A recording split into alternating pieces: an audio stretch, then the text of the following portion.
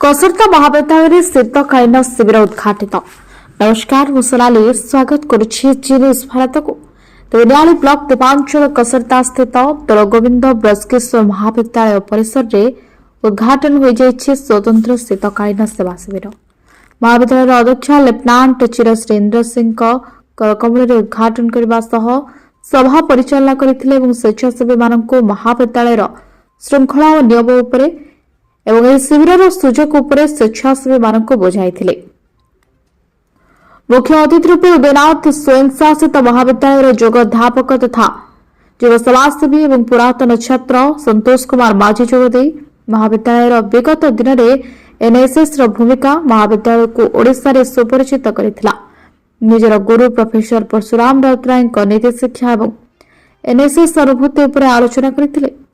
महाविद्यालय इतिहास विभाग मुख्य प्रोफेसर स्नेहलता साहू महाविद्यालय उपाध्यक्ष प्रोफेसर कुंज बिहारी महांती जोगदे एनएसएस लक्ष्य उद्देश्य आलोचना करथिले।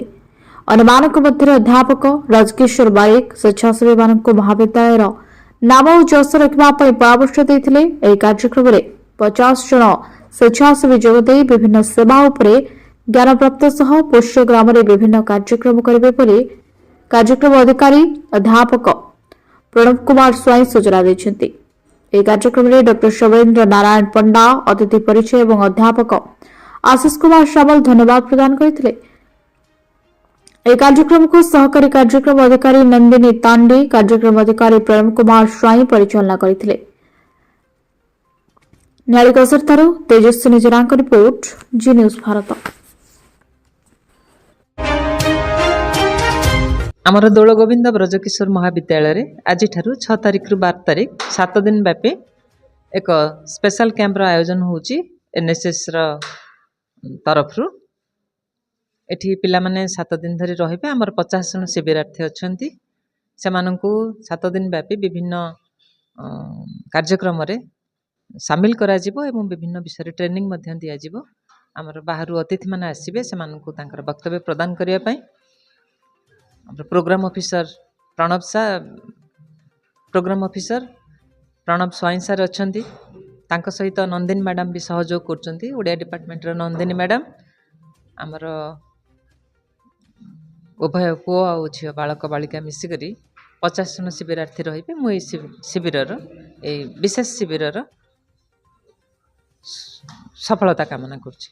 धन्यवाद। मु डॉक्टर समरेंद्र नारायण पंडा आमर महाविद्यालय एकेडमिक वर्ष आमर आज 7 दिन धरी आम कॉलेज रे जातीय सेवा योजना तरफ एक शिविर आयोजन होची जो थे कि स्वच्छता अभियान एवं आमर प्लांटेशन ड्राइव मुख्य कार्यक्रम रही। विभिन्न अतिथि माने आसी 7 दिन धरी पिला मानकु तांकर कार्यक्रम विषय रे विभिन्न लीडरशिप प्रोग्राम हो विभिन्न प्रोग्राम विषय रे सूचना देबे।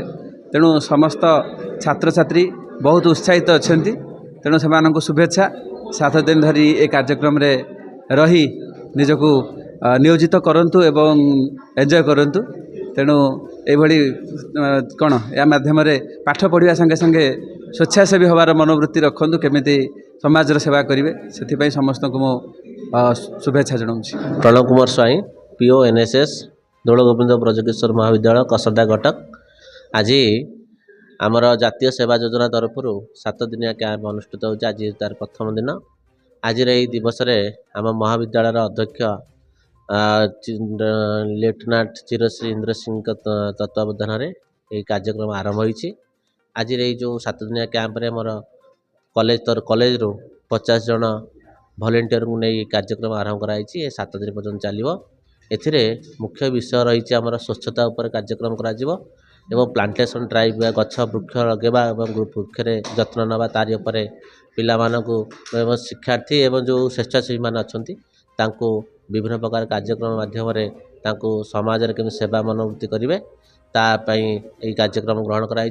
धन्यवाद देवी आमर ओडिशा सरकार एवं भारत सरकार जो जातीय सेवा योजना कार्यक्रम ग्रहण कराई। सेतिपाई यह आहरी सफल केमती करा गुरुत्व दिज्व एवं आमर यही स्वेच्छासेवी माने बहुत आग्रह सहित ये कार्यक्रम अंशग्रहण कर ଏବଂ ଧନ୍ୟବାଦ ଦେବି ଆମ କଲେଜର ସମସ୍ତ ଅଧ୍ୟାପକ ଅଧ୍ୟାପିକା ଏବଂ କର୍ମଚାରୀ ଭାଇମାନଙ୍କୁ ଯେଉଁମାନଙ୍କର ପ୍ରଚେଷ୍ଟାରେ ଆଜି ଏହି କାର୍ଯ୍ୟକ୍ରମ ଗ୍ରହଣ କରାଯାଉଛି ଏବଂ ଧନ୍ୟବାଦ ଦେବି ଆମର ମିଡ଼ିଆ ଭାଇମାନଙ୍କୁ ଏବଂ ସମସ୍ତ ମୋର ଛାତ୍ରଛାତ୍ରୀ ଏବଂ ସମସ୍ତ ଅଭିଭାବକମାନେ ଯେଉଁମାନେ ପିଲାମାନଙ୍କୁ ତାଙ୍କର ଏହି କାର୍ଯ୍ୟକ୍ରମର ଅଂଶଗ୍ରହଣ ପାଇଁ ସୁଯୋଗ ଦେଇଛନ୍ତି ତାକୁ ମଧ୍ୟ ଧନ୍ୟବାଦ। ଆଜିର ଏହି କାର୍ଯ୍ୟକ୍ରମରେ ମୁଖ୍ୟ ଅତିଥି ଭାବରେ ଆମର ସନ୍ତୋଷ କୁମାର ମାଝୀ ସାର୍ ଆମର ଅଡ଼ଶପୁର ମହାବିଦ୍ୟାଳୟର ଯୋଗ ଶିକ୍ଷକ ଏବଂ ଆମ ମହାବିଦ୍ୟାଳୟର ପୂର୍ବତନ ଛାତ୍ର ମଧ୍ୟ ଥିଲେ। ସେ ଆଜି ମୁଖ୍ୟ ଅତିଥି ଭାବେ ଯୋଗ ଦେଇଛନ୍ତି। ପିଲାମାନେ ତାଙ୍କଠାରୁ ଏହି NSS କାର୍ଯ୍ୟକ୍ରମର ବିଭିନ୍ନ ତଥ୍ୟ ବିଭିନ୍ନ ଉପଦେଶ ଶୁଣି ଏବଂ ସେ ତାହାକୁ କାର୍ଯ୍ୟକ୍ରମରେ ସାମିଲ କରିବେ ବୋଲି ମୁଁ ଆଶା ରଖିଛି। ଧନ୍ୟବାଦ।